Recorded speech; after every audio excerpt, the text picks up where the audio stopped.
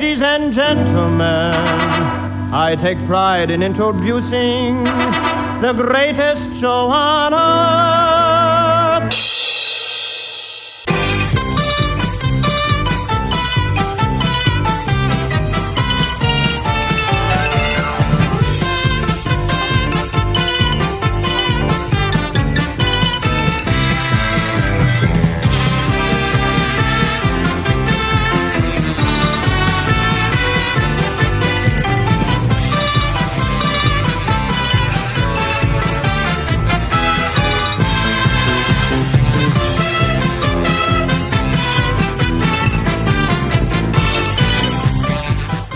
Welcome to the Uncle Floyd podcast. My name is Scott Gordon.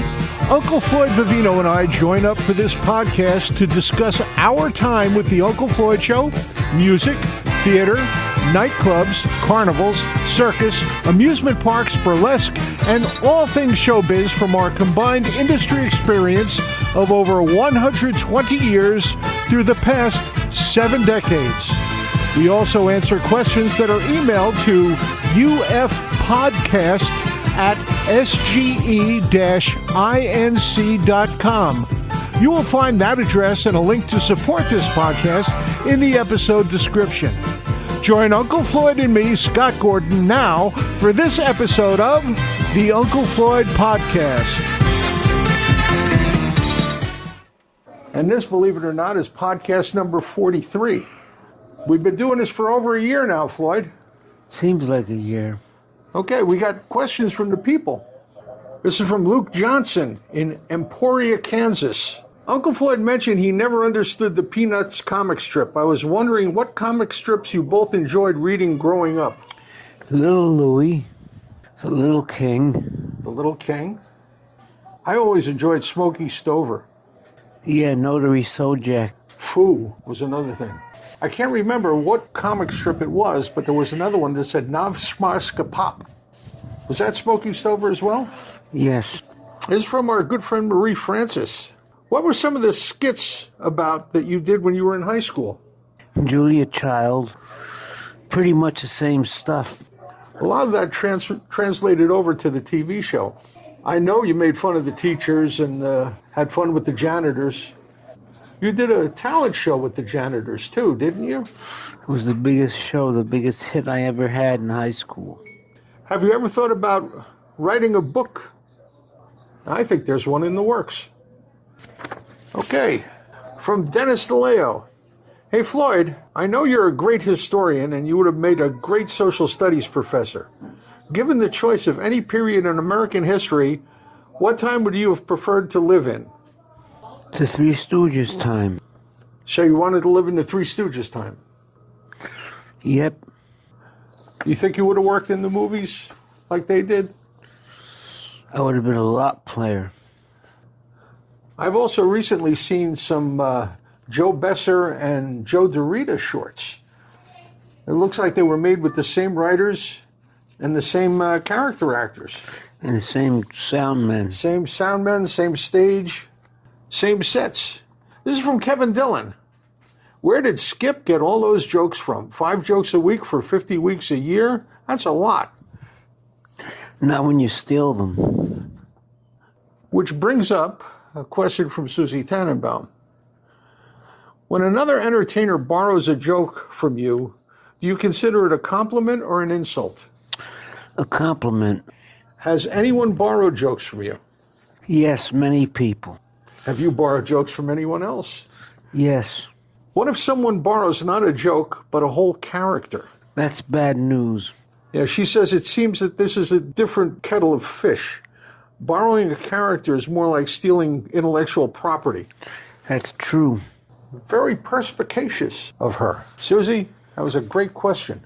This is from Sharon Zarrow. A couple of very common questions, and we've answered them a couple times, but let's answer them again in case somebody hasn't heard it. Floyd, what are your favorite color and food? My favorite colors are blue. Favorite foods are Italian. She says she loves Italian food except squid. Scungili I love. And we got another question here from Rich Nist. This is a question for both of you. Have you ever thought about bringing back the Uncle Floyd show live? We thought about it, but I don't think anyone would pay for that kind of show anymore. No. They're way too expensive. How many people did we have in the cast at one time? 30. Yeah, that's counting the band and everything else. Yeah, I would agree with that number.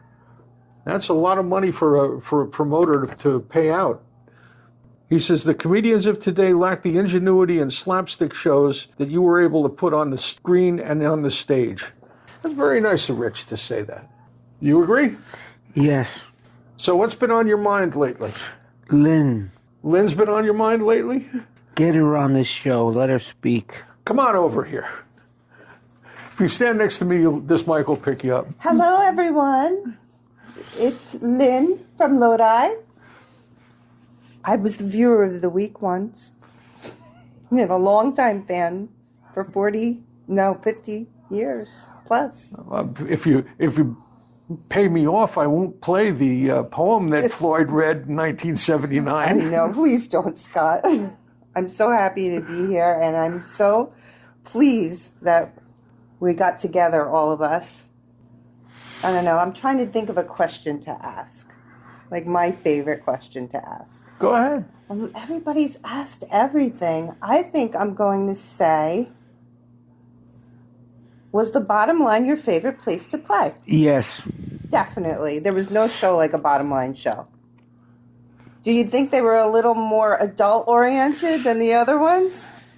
Most definitely. Yeah, because it was a cabaret, right? Or was that cabaret? That was a nightclub. We were encouraged to be naughty. Oh, we played a couple of very interesting rock houses, those kind of places that we got really off the beam on. Yeah. But then, if you go to a school or something like that, you had to keep it a little...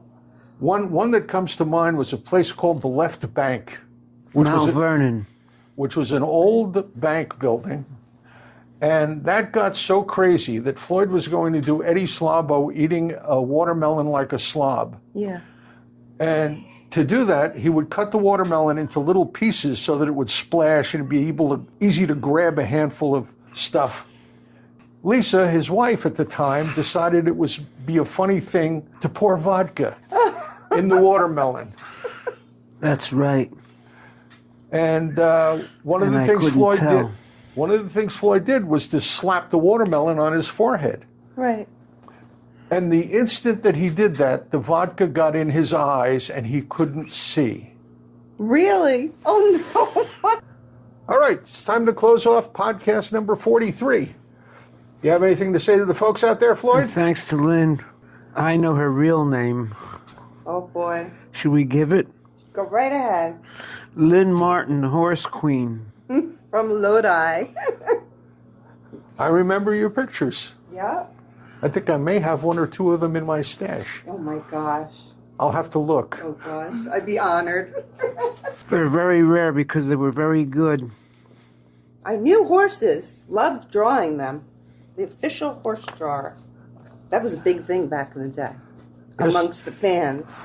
To be the official something. The Dot King. So, what do you have to say to the folks before we leave, Floyd? Thanks for everything. And I do mean everything. And don't forget, Tuesday at 8, we have a date for This Was the Uncle Floyd Show, where we show clips of the old show. And you can get there by going to theunclefloydshow.tv. theunclefloydshow.tv. And if you'd like to send a question into the podcast, just send it to ufpodcast@sge-inc.com, ufpodcast@sge-inc.com, and we answer your questions just like we did the ones we had here today. Say goodnight, Floyd. Good night, everybody, and thanks again for your support. I cannot thank you enough for your support and longevity as fans. Tuesday at 8, we have a date for This Was the Uncle Floyd Show. And keep your eye on the podcast subscription, and you'll know when the next one of these comes up. They'll let you know.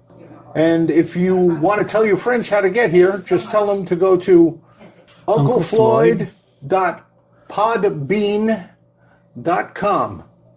That's PODBEAN.com. And if you want to send us an email with a question, just send it to ufpodcast@sge-inc.com. And it gets right to me, and I bring it over here, read to Floyd. We answer your questions about the show or anything about show business. Any part of show business, we'll be glad to answer. Very good. All right. So, see everybody next time. At Tuesday, we have a date. This program was produced in the studios of Scott Gordon Enterprises, Incorporated in Paramus, New Jersey.